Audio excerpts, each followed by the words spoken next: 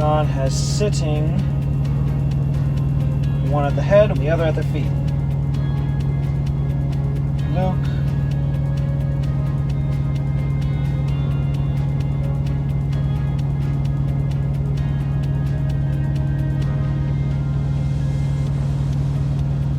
Stood. Mark. Young man sitting. I'm really tempted to get rid of the word stood and just say sitting, one at the head, one at the feet, and then their words. Or perhaps when they first saw the angels, they were sitting and then they stood up and spoke. Or the opposite, when they first saw the angels, they're standing, and then maybe in a gesture to hopefully relax the women, they sit down and speak. I'm trying to figure out how they can be standing and sitting. I've heard people say there were 4 angels. 2 were sitting and 2 were standing. It clearly says they're sitting and standing, so there must be 4 angels. I'm not so sure. None of the Gospels mention 4. They all mention either 2 or 1, and if there's 2, then there's also 1. If only one of them is speaking, it makes sense they would say an angel said this. There was an angel there speaking. So I can understand there being a discrepancy between 2 and 1. But for me to add the explanation that there's 2 and there's 2 sitting and standing, so now there's 4, that's way too far. I don't think I can do that. I would rather say that 2 angels are standing and then sitting and speak, or that they're sitting and they stood and spoke. John sees 2 angels in white sitting, the one at the head, the other at the feet, where the body of Jesus had lain, and they, before they say to her, and they, then Luke, stood and say to her. She sees them sitting, and then they stood and answered. Is that better, to have them sitting and then standing?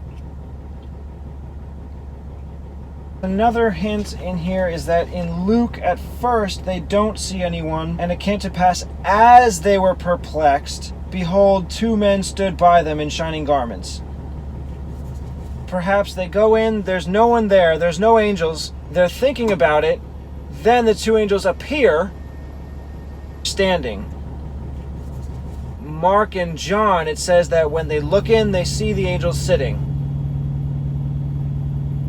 Maybe I should just think about what the angels would have done instead of what is written that they did, because I can't figure it out from what's written. They're on official duty, obviously. So perhaps they're going to give the message while standing. So they're sitting, women are amazed. And as they were afraid, they bowed down their faces to the earth. Then the angels said to them, so then it should be that they're sitting and then standing. Another thing, I don't know how big this sepulcher really is. There's at least 5, maybe 6 women here. I don't think there would be enough space for them all to... Well, if they can fit standing in there, as it says Luke, they entered in. Maybe there is enough space for them all to bow down inside the sepulcher. The reason I was thinking about that is because maybe they came outside, and that's where they would be bowing down. That would mean that the angels would have to be sitting, then standing, so that would almost confirm it. Now, it clearly says in Mark and John, the angels are sitting in the sepulcher. And the women, it says Mark and Luke went in the sepulcher.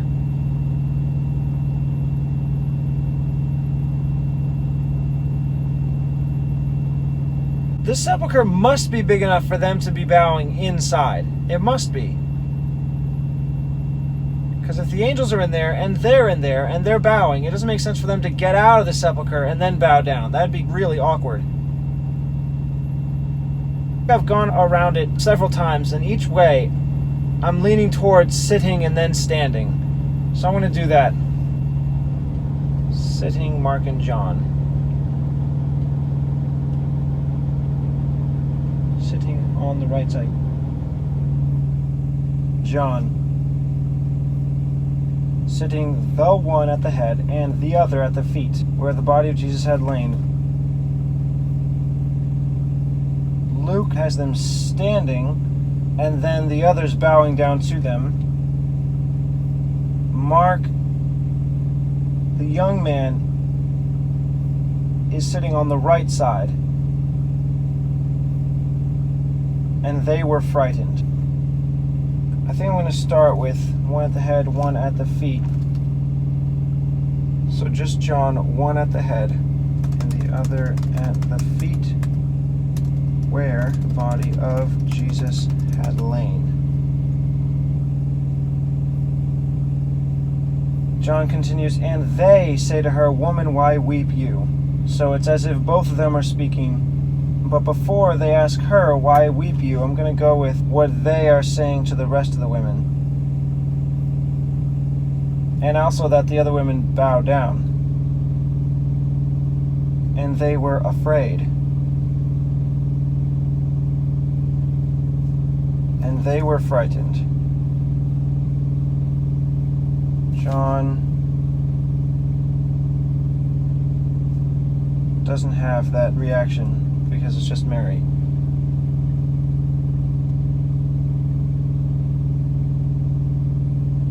They were afraid. The angels say, "Why seek you the living among the dead?"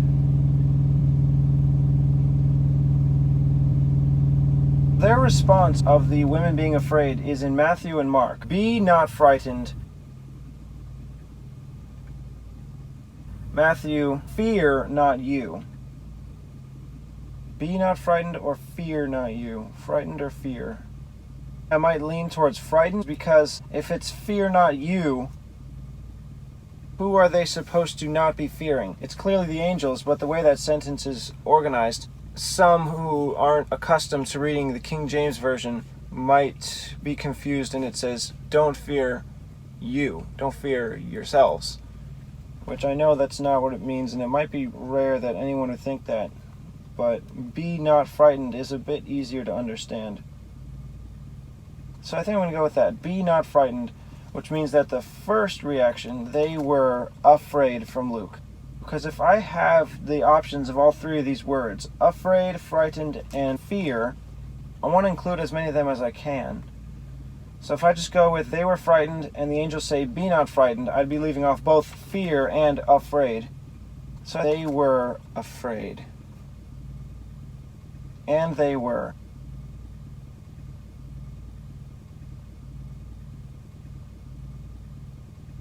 And they were. From Mark and Luke.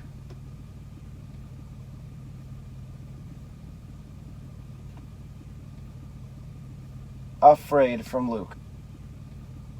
Luke, and bowed down their faces to the earth.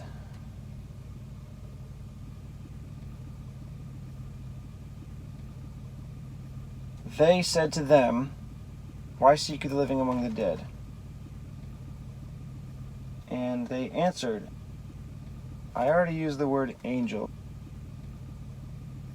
and said to them.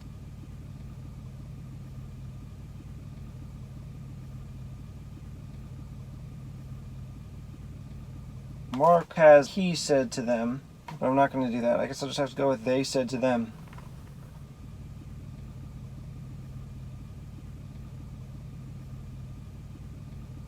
They said to them from Luke,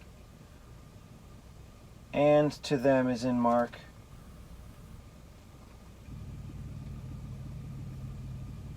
You know, since the women didn't say anything, I think the answered is unnecessary. And there you have the angel. They is just Luke.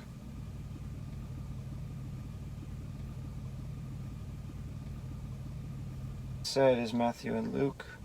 2 from all three. Mark and Luke, them. Oh, that's right. I have to say that they stood and said. So now just Luke. They stood, and they stood and said to them.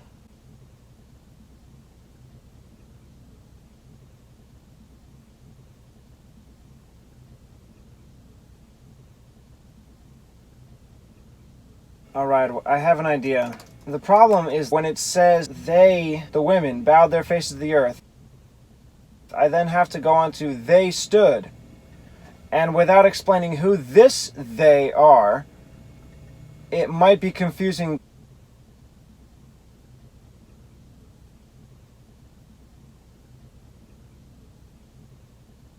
That the women stand and said to them. So until the words actually come out and you figure out what words are being said and who would be saying them, there's confusion. And I think I can solve that confusion right away.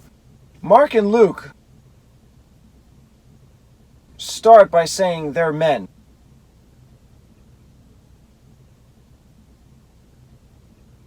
Or a young man versus two men.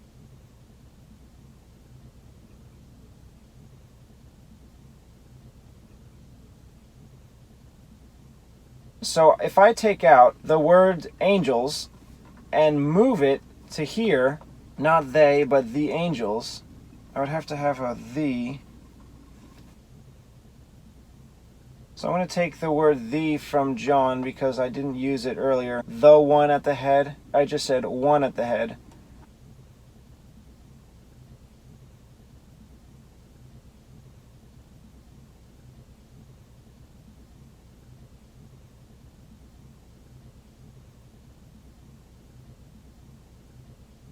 But now I could use that the. And the angels stood and said to them. And I can get rid of this as, which I only needed to explain what the young men looked like, or what the angels looked like.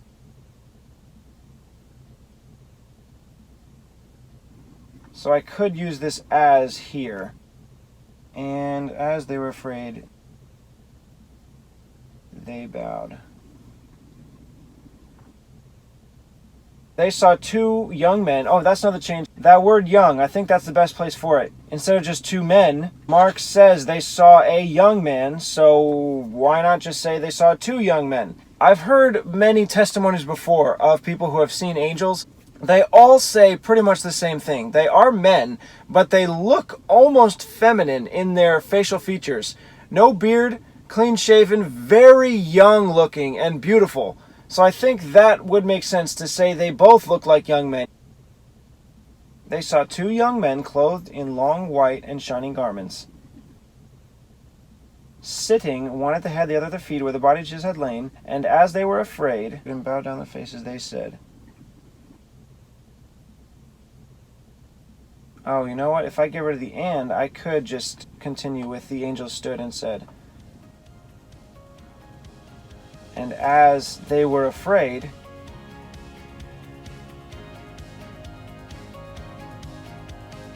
now, as it is in Luke, and bowed,